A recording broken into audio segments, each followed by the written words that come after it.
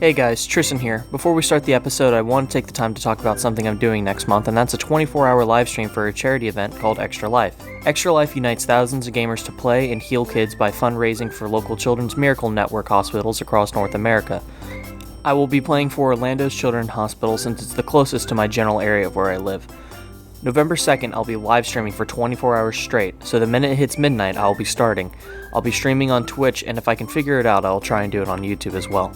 Links will be in the video for the charity page, which is also where you can watch the stream over on my Twitch page.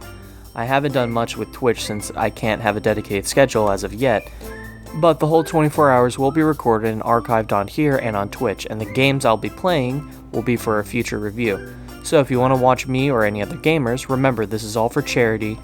Donate whatever you can, everything goes to the hospitals. So if you can, great. And if you can't watch me the whole time, pop by and say hi. Again, that's November 2nd. I hope to see you there. And now, let's begin with the episode.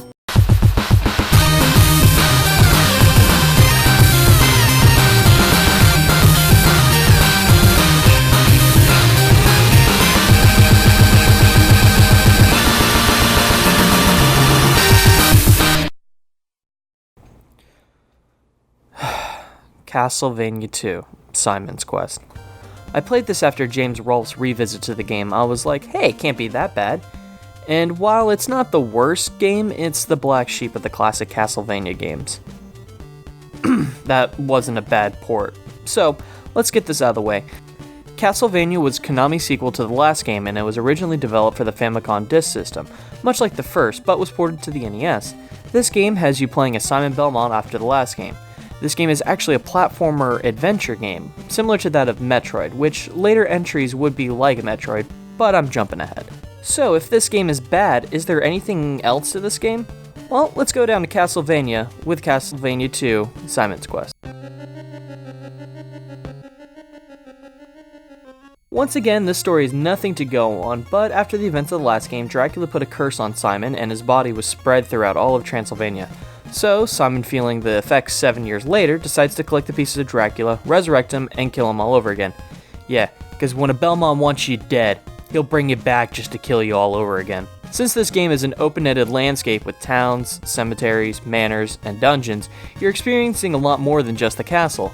Because of this, there's more backtracking, and the difficulty here isn't so much compared to the last game, but they added grinding for currency to get an item to progress to the other areas of the game.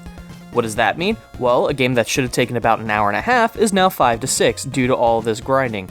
Now, that's also if you use a guide. Why would you need that? Because the game doesn't tell you where to go. In other adventure games, you get a general idea where you need to go or what to do. The town folks don't tell you where to go at all. The stuff they do tell you is not helpful. Some of the things they tell you are blatant lies. And then they have things like, take my daughter, please. No, dude, I'm good. I got to kill Dracula and stuff. So I used the guide to let me know to get the crystal. How do you get the crystal? Get currency. How do you get it? Killing enemies. But all they drop is this ammunition and... wait, the currency is hearts? So not only does Belmont use hearts as ammo, but the townsfolk are taking hearts as currency? I'm sorry, but what was Dracula doing that was so bad? Something tells me that these people are the monsters. Oh yeah, that. So, this game has a day and night cycle. Standard now, but this was a revolutionary thing. But it goes so slow. That's when you take a swig of your drink.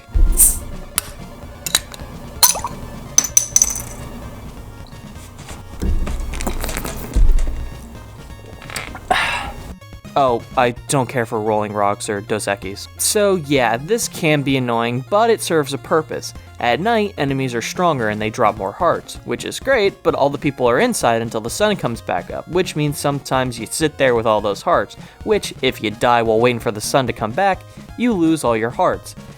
And you're gonna need a lot, from items to progress, to weapons, and upgrading your whip. Yeah, this time you don't prove yourself to the whip, you just get that money to upgrade the whip, ignoring its rules. Screw the rules, I have money. The weapons this time aren't really useful. You got the dagger and it comes in 3 flavors. You have the holy water making its return. This time it doesn't cost any ammo/currency, but that's because you have these blocks that you need to destroy to progress, and you have false blocks that you can fall through. So you spam the holy water hoping not to fall when you're going through the mansions. You have a crystal and yeah, it sucks. You can't do anything, it barely hits enemies and it just slides around slowly.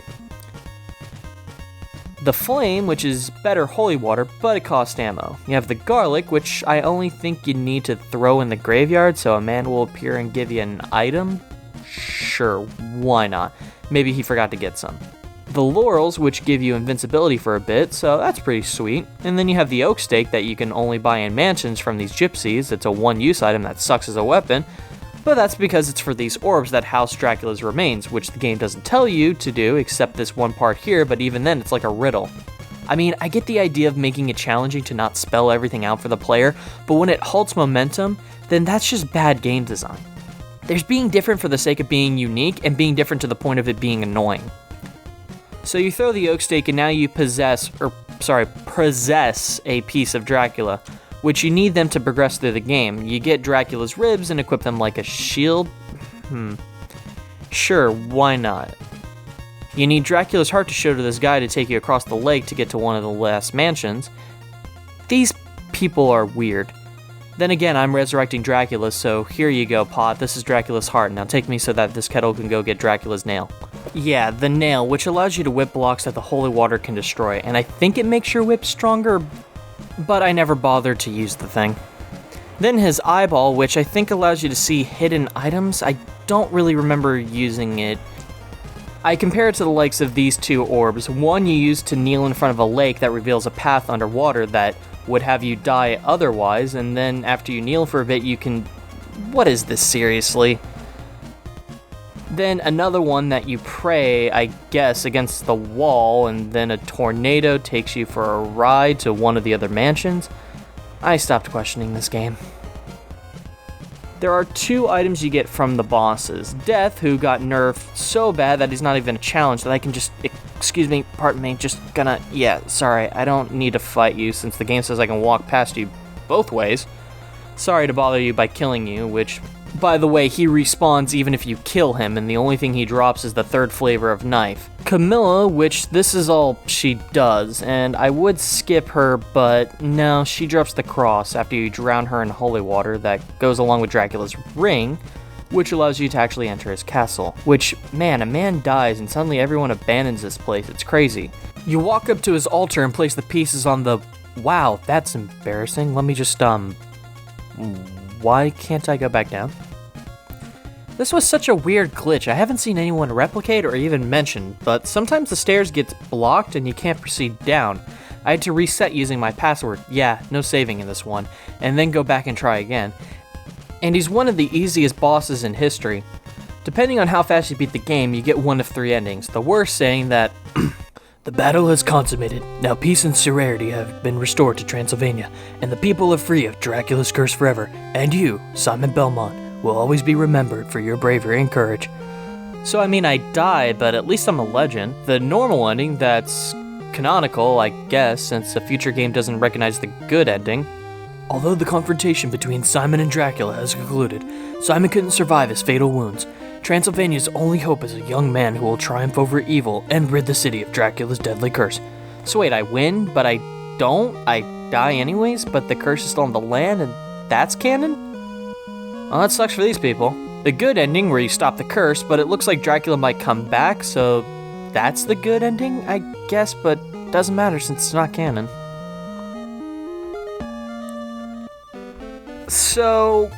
It's definitely a first try for Konami when it comes to this type of genre for Castlevania, at least. They've delved into the adventure platformer before, apparently. But I can't give this game a whole lot of flack because it's honestly not that hard and it's a debatably bad game. The one thing I can say is that the music is really good. I mean, for NES standards. This one has one of my favorite Castlevania songs of all time, Bloody Tears. And it's so catchy, and it's one of the ones that I identify with when I think about the Castlevania series. There's also the one that plays whenever it turns to night, which, yeah, the do-do-do-do-do-do is a little annoying, but the rest of the song's pretty killer.